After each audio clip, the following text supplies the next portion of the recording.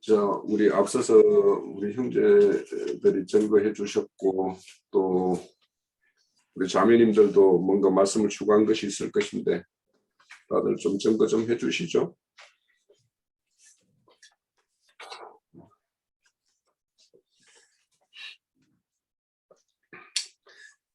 이 해막을 보면서 하나님의 어떤 거룩한 처소가 어떠해야 되는지에 대해서 우리가 좀 우리 각자가 성전이라고 이야기하잖아요. 그러면 우리 각자가 이렇게 목이 곧거나 마음이 부패하면 하나님이 함께 할 수 없고 또 일순간에 진멸된다라고 하는 것은 하나님으로부터 완전히 끊어진다라는 그 의미 아니겠습니까? 그래서 우리 각자가 이런 부분이 있으면 그것이 하나님과 우리 사이를 이렇게 괴리시키는 그런 그 찌꺼기와 같은 것이 되기 때문에 그런 것들을 이제 다들 각자 이렇게 하다 보면 뭔가 이렇게 이런 부분 저런 부분 이렇게 생각되는 것들을 두고 하나님하고 한번 교제를 가지다 보면 그거를 어찌 처리할까 뭐 이런 것들도 길을 한번 열어주시지 않을까 싶기도 하고 그렇습니다. 자, 우리 정보 주실 분 안 계세요? 아니면 형제님 말씀 듣고 뭐 오늘 좀 일찍 마치죠 그러면. 형제님 말씀 주시죠. 네. 먼저 우리는 죽이는 신 여호와와 영생을 주시는 참신 여호와의 사자 예수 그리스도, 여호와의 영광이 두려워서 하나님 앞에 나갈 수 없던 이스라엘이 예수 그리스도의 얼굴에 있는 하나님을 아는 영광을 나타내시는 모습, 이게 이제 지금 오늘 말씀의 이제 중심인데, 여호와 하나님께서 강력하게 요구하시는 것은 금장색들이 새겨 만든 우상 잡신들의 증표가 되는 장신구라고 오늘 표현했는데, 그것들을 다 떼어내라라고 하는 말씀에, 떼어내라라는 건 네 몸에서 다 분리시켜 버려라 이제 그 말이겠죠 당연히. 아까 홍영재님이 얘기한 것처럼 애굽에서 가지고 나올 때 하나님의 생각에는 이스라엘 백성들이 자기를 단장하는, 치장하는 그런 용도로 쓰라고 가지고 나오게 한 것이 아니고 하나님의 하나님 자신을 영화롭게 하는 용도로 쓰라는 목적으로 출애굽한 하나님 백성들은 헌신자들로 불러내신 거였었다는 걸 지금 가장 중요하게 각인시키는 말씀이라고 보여져요. 에스겔 28장 12절로 19절 사이에 보면 이건 이제 비유로서 두루왕에 빗대서 한 말이지만 10가지 보석으로 단장한 상태로 동산의 화광석 사이에 거닐던 그 두루왕이 자신의 그 아름다운 모습을 보고 교만해져 가지고 하나님이 그에게 원래 넣어주신 지혜를 더럽혔다 이렇게 표현이 되어 있어요. 이것은 굉장한 표적이 되는 것이죠. 이 말은 뭐 잘 아시는 것처럼 에덴 동산과 동산을 지은 그 땅을 하나님 앞에 경작자로, 즉 다스리는 자로 위임을 받은 아담의 타락을 표상으로 한 말인데, 아담도 하나님의 말씀을 받았지만 그 받은 말씀이 오히려 자기를 치장하는데 쓰는 용도로 사용이 됐었기 때문에 뱀이 와서 아담에게 맡겨준 여자를 유혹하는 그 틈이 생겼다는 걸 알 수가 있고, 그것은 오늘날 현대 교계라고 하는 것이 사탄이 자기의 보좌를 교회에 이렇게 세울 수 있는 틈이 생긴 것은 목회자들이 자기를 단장한 것으로 인해서 자기 아름다움을 보고 스스로 교만해짐으로 원래 하나님을 경외하고 섬기는 것이 사람을 지은 목적이고 사람의 이제 근본인 것인데, 그 참 지혜는 가려지고 자기를 돋보이게 하고 자기를 자랑하고 자기를 내세우고 이렇게 하는 쪽으로 사람이 변질된 것이 그 지혜가 더럽혀진 상태인 것이죠. 이제 이런 것을 잘 생각해 보면 하나님의 말씀에 오늘 나는 거룩한 하나님이고 너희는 목이 곧은 백성이기 때문에 너희의 그 목이 곧은 모습을 거룩한 하나님인 내가 보면 너희를 그냥 일순간이라도 다 진멸해 버릴 수가 있다. 그러니까 내가 너희를 데리고 가나안 땅에 가지 않고 내 사자를 보내서 가나안 땅에 데리고 가도록 하겠다. 이제 그 얘기를 하신 거예요. 그러면 여기서 우리가 알 수 있는 것은 흙에서 지음받은 태생적인 옛사람들을 하나님은 함께 하실 수 없다라는 것을 기본 이제 바탕에 깔고 멸망의 자식들인 출애굽한 하나님의 백성들, 즉 우상 숭배자들을 가나안 땅으로 인도해서 영생의 세계를 상속해 주는 분은 하나님의 아들 예수 그리스도가 오셔서 그분이 인도를 해야 된다. 여호와의 사자, 멸망받을 수밖에 없는 우상 숭배자들인 이스라엘을 영과 생명의 말씀으로 죽은 자들 가운데서 살려서 하나님의 영광 앞으로 인도해서 영생을 주러 오실 분, 그분을 지금 예언하고 있다. 이것이 중심이라고 보여집니다. 오늘은 이제 우리 형제님이 자료에 올려놓을 때 11절까지와 12절 이하를 이렇게 나눠서 다루겠다 했기 때문에, 그런데 이건 당연히 연결성이 있습니다. 출애굽기 그 33장은 앞부분과 뒷부분이. 여호와의 영광을 보는 것은 여호와께서 보낸 사자를 통해서 하나님의 영광을 보는 이제 계시가 필요한 것이죠. 이상을 보는 것이 필요한 것이에요. 한마디로 말해서 여호와는 진멸하는 하나님, 그 여호와는 선악을 알게 하는 나무 실과로 상징된 중언과 육체에 상관된 계명의 율법 말씀을 천연적인 사람들이 그 말씀을 받아서 행하라고 강요를 하게 되면 그 누구도 그걸 다 행할 수가 없기 때문에, 항상 다 행할 수가 없기 때문에 당연히 그 선악을 알게 하는 지식의 말씀이라고 하는 것은 옛사람을 죽이는 용도의 말씀인 것이지 그 생명을 주는 말씀이 아닌 거죠.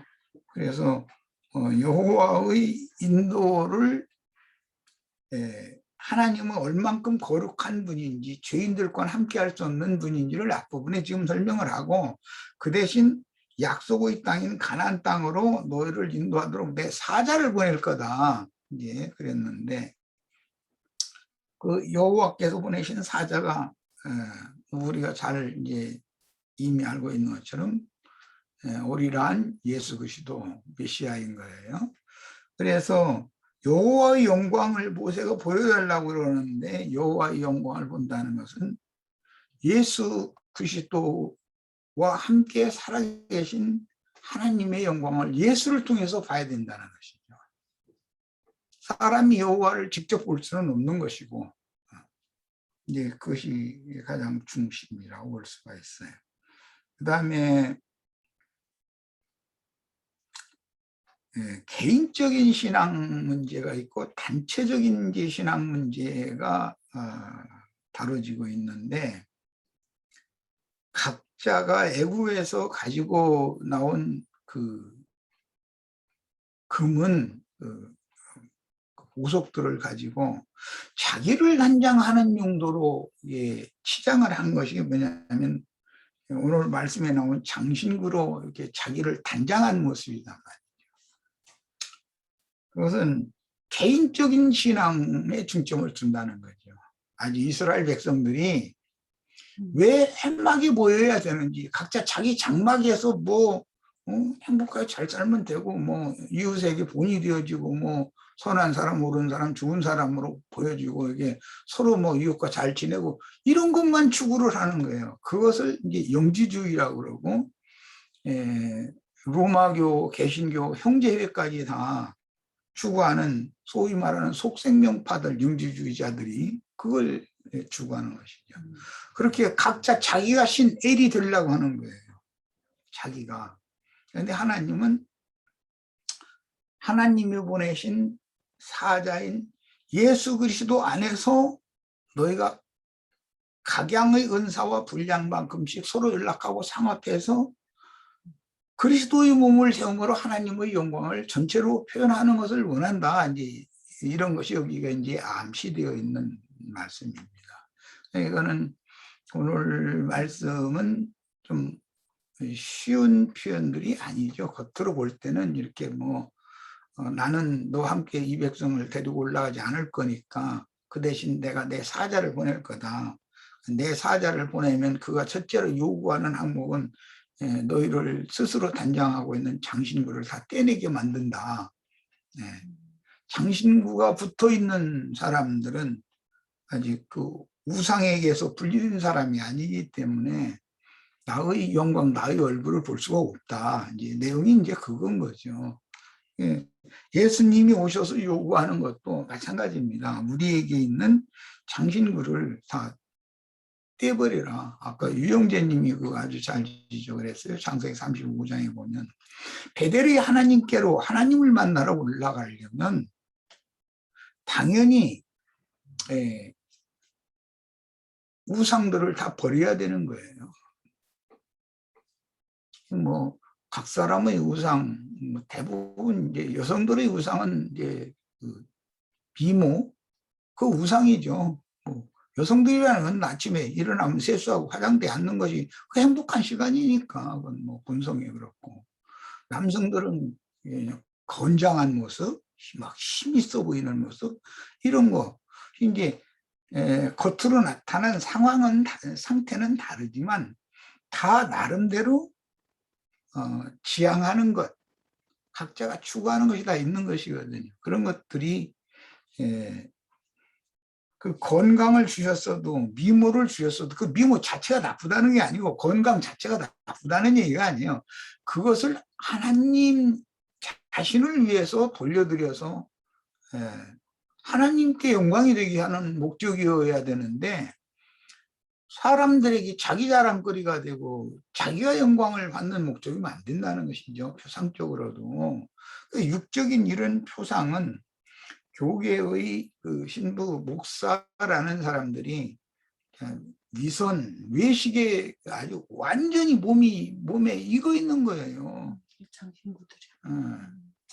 목사들이 뭐 신학, 뭐 몇 개 신학을 뭐 해가지고 뭐 박사학위를 받았느니 뭐니 해가면서 뭐 불의 종, 뭐 능력의 종, 뭐 어쩌게 이런 거 자랑하는 것이 그게 장신구 너덜너덜 달고 다니는 거거든요, 그게.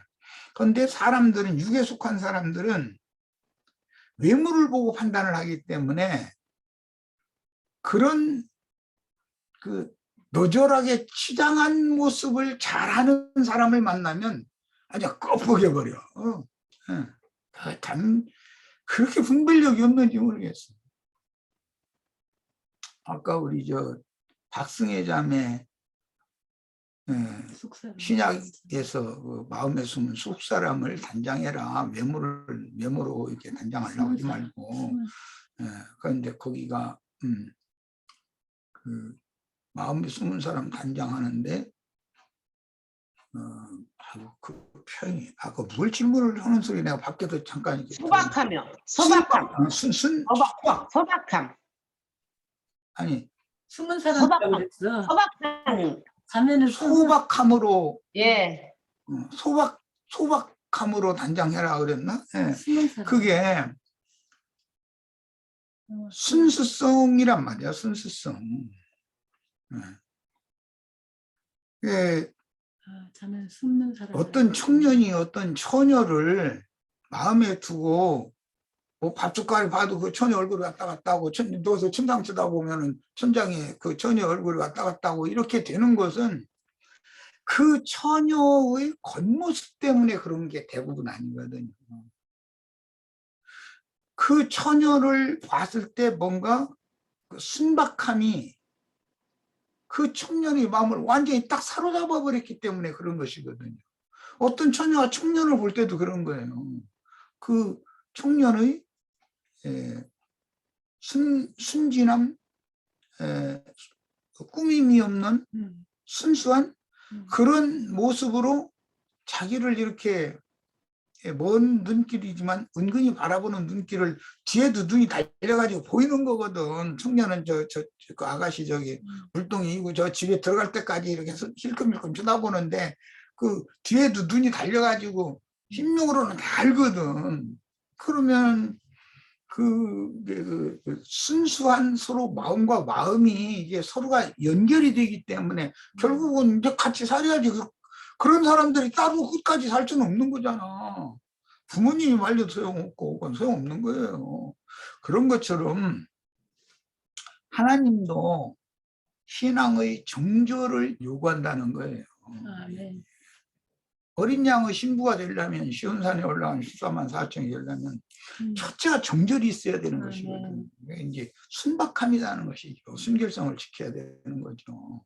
그런데 그 외모로 치장을 해가지고 그 내면의 순결성, 순수함 그 하나님이 주신 건데 그것을 오히려 무색하게 만들고 사람이 이렇게 뭐 은장색, 금장색을 통해서 뭐 막 금은 뭘로 이렇게 만든 보석 이런 걸 가지고 막 사방에 이렇게 그냥 치장을 하고 너덜너덜 하면은 청년은 처녀가 그 사람 만나면은 여선부로 간다 예를 들어 그 사람 만나면 막 너덜너덜하게 하면 나 좋아할 줄 알고 그거 하거든.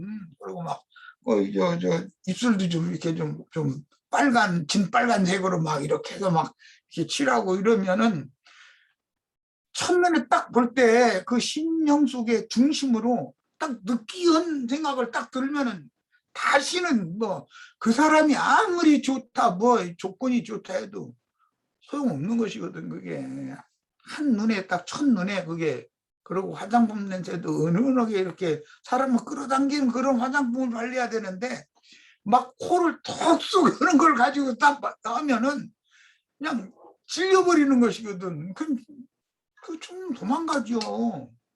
그 예를 들어 선보러 간 청년이 막 벗고 막 이통 냄새 막 말통 내려가면서 막 하고 속으로는 그 처녀가 그걸 원할지라도 만약에 그러고 나타나면 저놈 인간이 지금 나한테 뭐 유세 떨자는 거예요. 뭐야 이럴 거 아니에요. 그러면 세상 놈 것이 준 것이 있다고 해도 그 사람은 혼인이 안 되는 거예요.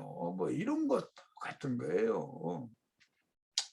얘기가 길어졌는데 오늘 우리가 이제 이런 말씀에서 꼭 배워야 되는 것은 왜 열보석으로 치장한 그 두루왕으로 상징된 예창조 그 천사장을 하나님이 이제 세속된 말로 말하자면 막 느끼한 마음이 딱 들은 거죠. 아이고 나 적어도고는 내 저 녀석을 내 종으로는 절대 쓰지 않겠다. 막 버렸다는 거잖아요. 그런데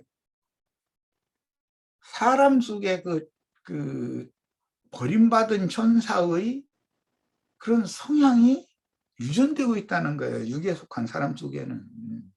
근데 하나님의 호흡으로부터 온 것은 순수하고 소박한 것이거든. 그러니까 우리는 하늘로부터 보냄받은 것을 그것을 잘 개발하고 그걸 다 더 아름답게 꾸며서 하나님께 영광이 되게 하는 그런 것이 신앙의 목적이지, 내가 뭐 사람들의 눈에 보일 때 뭐 유명한 사람, 뭐 굉장한 사람 이렇게 보이는 것이 신앙의 목적이 아니다. 이런 것을 오늘 말씀을 통해서 좀 깊이 좀 생각을 하는 시간이 됐으면 좋겠습니다. 여기까지서 마칩니다. 네, 수고하셨습니다. 우선 애굽에서 나왔던 그 장신구, 이거는 우리가 어쩌면 각 사람들이 세상에 있을 때 우리 세상의 교육을 통해서 뭐 여러 가지 지식과 뭐 또 지혜를 또 배우고 했었죠. 그럼 그런 것들이 전혀 필요 없냐 하면, 그것이 하나님의 어떤 용도로 잘 쓰이면 그것이 바로 오늘 그 애굽에서 나올 때 그 장신구를 하나님의 어떤 기물로 쓰인 것 똑같아요. 그러니까 우리가 세상에서도 공부 열심히 하고 뭔가 이렇게 해서 어떤 지식 체계를 이렇게 갖춤으로 인해서 하나님의 말씀도 그렇게 잘 이렇게 체계화 시킬 수 있는 어떤 그런 토대가 되면 그게 유익한 거죠. 우리 마지막 말씀 한 군데만 좀 찾아보고 오늘 마칩시다. 계시록 21장입니다. 계시록 21장 1절과 2절입니다.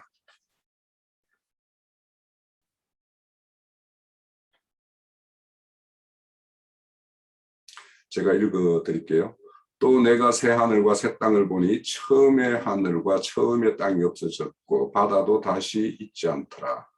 또 내가 보매 거룩한 성 새 예루살렘이 하나님께로부터 하늘에서 내려오니 그 준비한 것이 신부가 남편을 위하여 단장한 것 같더라. 이렇게 이야기해요.